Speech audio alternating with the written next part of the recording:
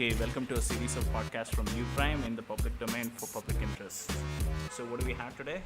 So we are talking about sports in India. We all know, like the general Indian public, we are all attracted to cricket as a sport. Although we know that's not a national game, hockey is.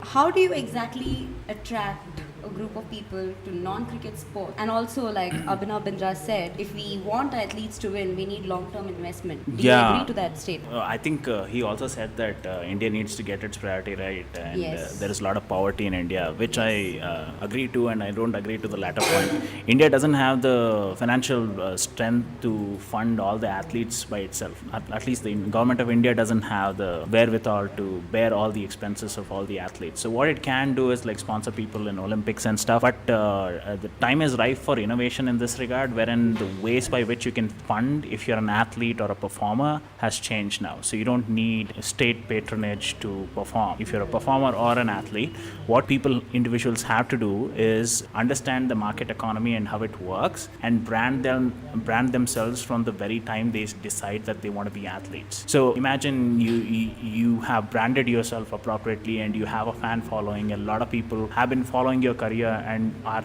cheerful that you're able to make it at a very high stage. Then you already have a brand. Then you build it. Then you go to advertisers and say, I have this many followers, why don't you sponsor me? So people will be more than willing to sponsor your endeavors. Since private enterprises are gaining strength, they'll be more than happy to put their logo across an athlete's t-shirt, if you will. So that is the right way to go. I think the idea of government being the agent of last resort to fund every kind of performance is a bad idea, because it's not sustainable and the government will be bound. And if all you have to do, and then you have to support the politicians, it doesn't make any sense. So brand yourselves independently from the time you decide to be a sports person or a performer, and then run with it. Since consumers are there on different social media platforms, you can use your achievements to publicize and get a lot of backing from people directly.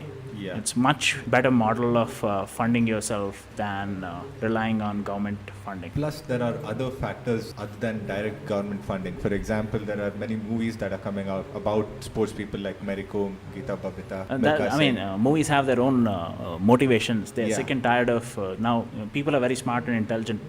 It's not the case. In the 90s, you would make any movie and that'll be a hit. Now Right. people are very educated. They look at Hollywood. They compare products given by Bollywood with Hollywood. So they want, if Hollywood is making biopics, they want to make biopics too. Right.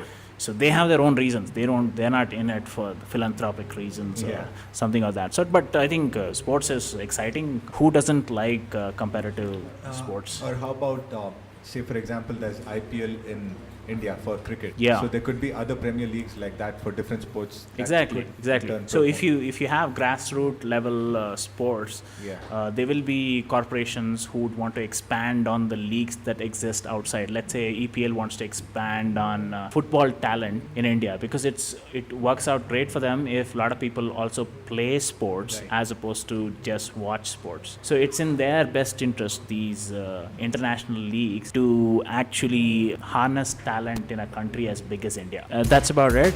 Thanks for listening to this podcast. Hope you join us again. Thank you.